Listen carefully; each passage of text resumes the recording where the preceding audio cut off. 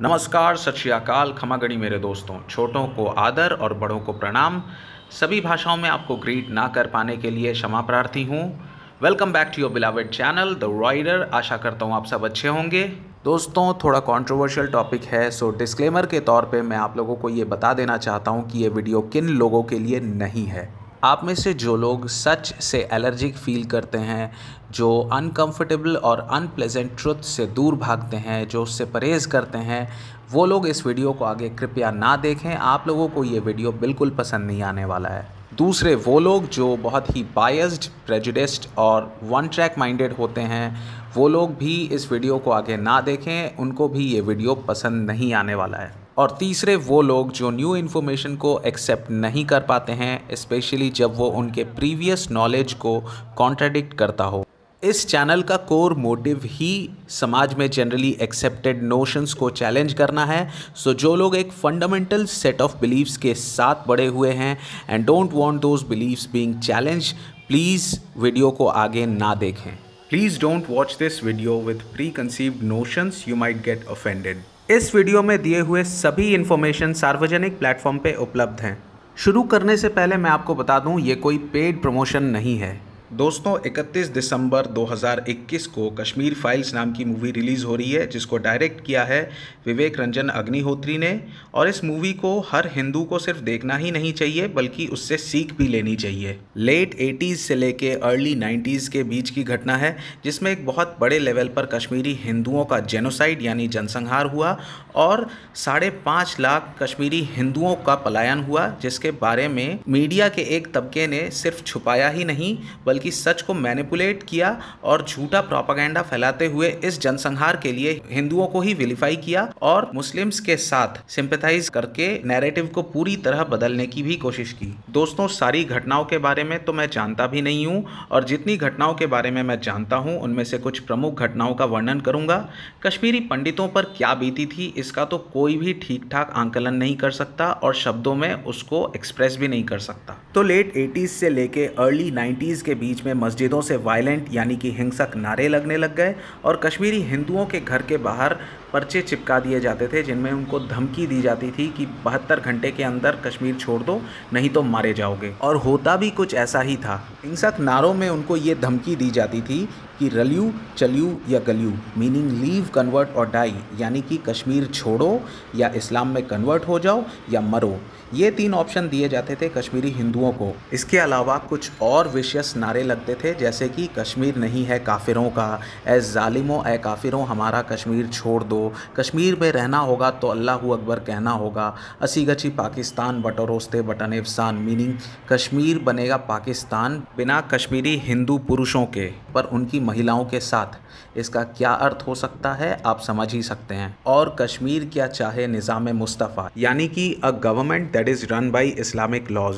इन धमकी भरे विशैले नारों के साथ कुछ ऐसी घटनाएं हुई थी जिनको सुनकर यू विल श्रीक इन हॉरर। कुछ दिल दहला देने वाली, आत्मा को झकझोर देने वाली घटनाएं, जैसे कि एक प्रमुख हिंदू लीडर जिनका नाम था टीकालाल टपलू, उनको बीच चौराहे में दिन दहाड़े मर्डर कर दिया गया। एक हिंदू टीचर थी जिनका नाम था गिरिजा टिक्कू, वो अपना सैलरी कलेक्ट करने गई थी, पर सिर्फ ये मैसेज कन्वे करने के लिए और हिंदुओं में डर बैठाने के लिए और उनको वापस आने से डिटर करने के लिए उन्हीं के स्टूडेंट ने उनको एब्डक्ट किया, गैंग रेप किया, उनको सोडोमाइज किया, फिर टॉर्चर करके उनको जीवित अवस्था में एक मैकेनिकल सॉ से 52 टाइम्स काट दिया। एक और टीचर थी जिनका नाम था बबली रैना, उनको उनके फैमिली के प्रेजेंस में गैंग रेप किया गया। छोटे शिशुओं को हवा में उछाल कर उनको मिड एयर AK-47 से भून दिया गया। और बीके गंजू आज भी जीवित होते, क्योंकि जब उनके घर में मिलिटेंट्स गए तो वो चावल की बोरी में छुपे हुए थे और मिलिटेंट्स को कोई मिला नहीं, तो वो वहाँ से बाहर निकलकर चले जा रहे थे। पर बीके गंजू के मुस्लिम पड़ोसी ने उन मिलिटेंट्स को बताया कि वो अंदर ही हैं, वापस जाओ और उनको ढूंढो।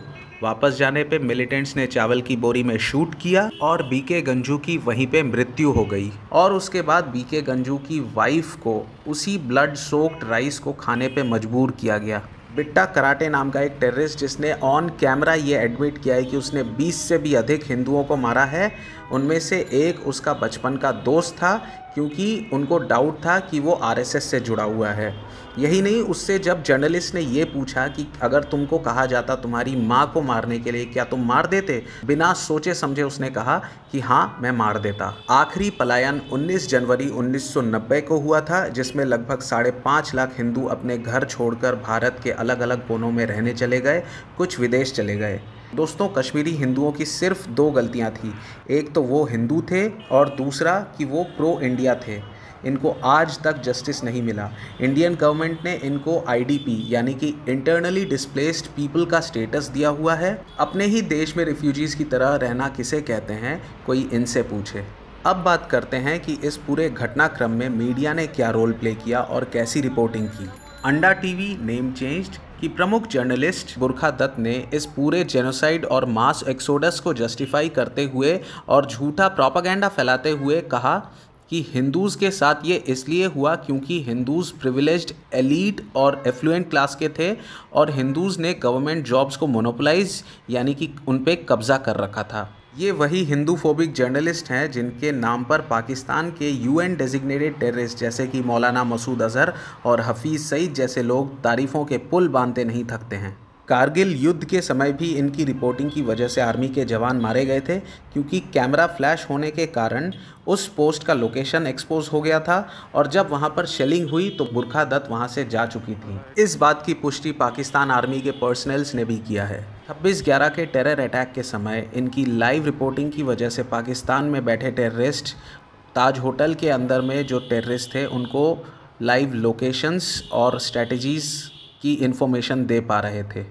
ये अपने एंटी हिंदू प्रोपागेंडा के लिए कुख्यात हैं। इनफैक्ट इनके चैनल के और जर्नलिस्ट भी सच को मैनिपुलेट करने और झूठा प्रोपागेंडा चलाने के लिए कुख्यात हैं। One more reason to watch this movie is because Vivek Ranjan Agnihotri delivers quality and intelligent content on a consistent basis.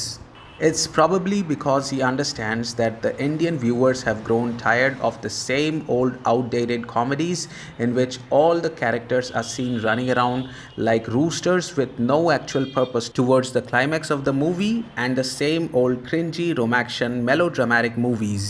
He understands that now Indian viewers want something that is true to life and something that they can relate with.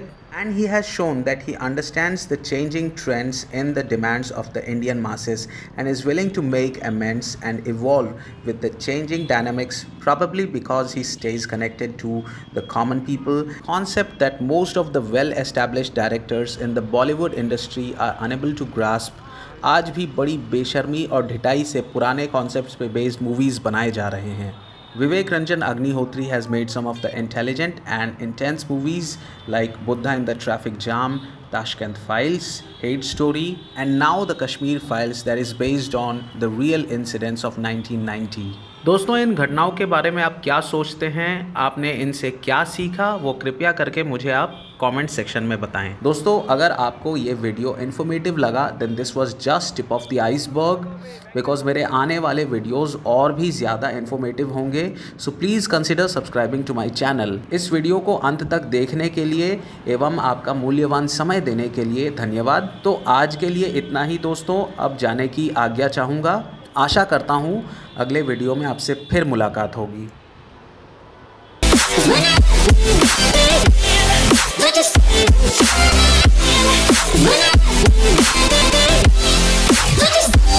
I